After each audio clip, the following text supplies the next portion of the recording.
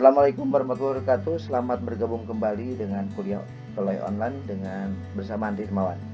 Oke, kita bahas mengenai bill of material. Sebelumnya kita bahas mengenai struktur produk. Dari struktur produk itu kita jabarkan ke dalam bentuk namanya bill of material. Apa sih bill of material itu?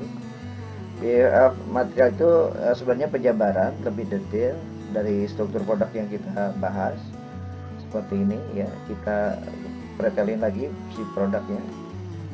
Dari misalnya sepeda itu terdiri apa saja, ada stang, kemudian ada assembling lagi, kemudian apa namanya, jok ya, kemudian dari ini terdiri dari kerangka sama roda nanti ada 25 jari-jari sama bundarannya, kemudian rangka ada aluminium tabing 3 feet, kemudian ngecat sekitar 0,5 gal ya. Terus atau bisa jabarkan lagi seperti ini, jadi kursi itu apa saja. Nanti intinya sebenarnya untuk menghitung berapa panjangnya yang dilakukan, yang dibuat, dipotongnya berapa, ini harus dihitung. Nah dari sini baru kita, ini juga sama kasusnya, papan board, kemudian ada papannya, kemudian nanti dijabarkan bill of material ini. Jadi komponen apa saja, nomor komponen, kemudian nama komponen, jumlah unitnya berapa, bahan kayu dimensinya berapa, sama nanti keterangan ini produksi ini apa kita buat sendiri atau kita beli. Kalau kita beli, nah berarti nanti harus dihitung apakah bikin sendiri atau buat, itu keputusannya dalam menganalisa jumlah. Kalau produksinya sangat banyak, mendingan bikin sendiri. Kalau misalnya nggak terlalu banyak, ya bisa saja pesan kepada orang lain atau supply. Untuk menentukan kita mendapatkan item, apakah itemnya lebih baik daripada kita beli sendiri atau kita kerjain sendiri. Nah kemudian ini tahapan-tahapannya ya, kita apakah ngambil keputusan apakah kita bikin sendiri atau kita beli dari luar. Oke.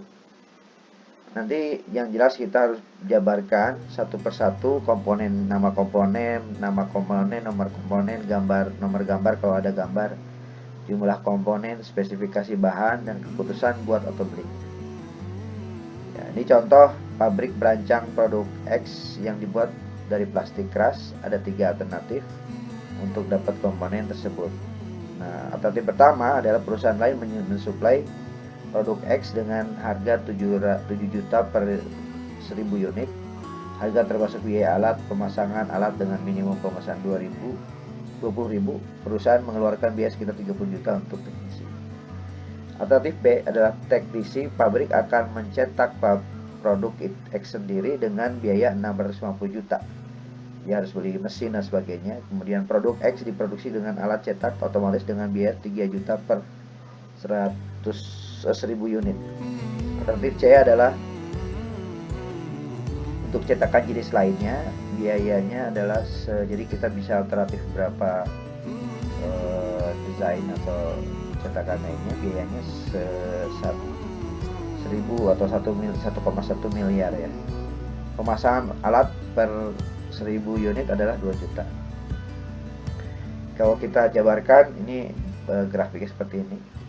Biaya awal 30 juta, kemudian biaya per 1000 unit 7 juta. Kalau alternatif B 850 juta, biaya per unit per 1000 unit ada 3 juta. Kalau C adalah investasinya atau biaya awalnya 1,1 miliar, kemudian biaya per 1000 unit adalah 2 juta. Kalau kita hitung, ini hitungannya. Jadi pertama samakan dulu dengan A dan B, nanti akan keluar akhirnya Y-nya berapa. Y-nya. Kemudian dari alternatif B persamakan dulu dengan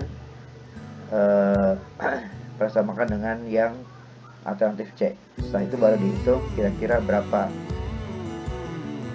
Y-nya, Y2-nya. Nah, sehingga kita bisa hitung hanya keluar angka ya. Angka ini akan menjadi pembatas.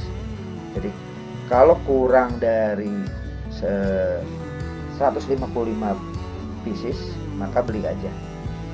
Antara 155 sampai 450 itu mendingan buat. Kalau kalau di atas 450, nah pilihan alternatifnya kita bikin buatnya lebih banyak alternatifnya. Jadi lebih, tidak hanya bikin satu komponen, bisa lebih dari banyak komponen atau pilihan alternatif C. Nah, tugas sekarang adalah tugas kelompok. Tugas ketujuh adalah buat bill of material berdasarkan hasil struktur produk yang telah kalian buat pada tugas 6 kemarin. Kirimkan kuliah online 6untan@gmail.com minggu depan dalam bentuk PDF. Jangan lupa cantumkan tugas 7, nama kelompok, nama dan NIM anggotanya. Oke, terima kasih. Wassalamualaikum warahmatullahi wabarakatuh.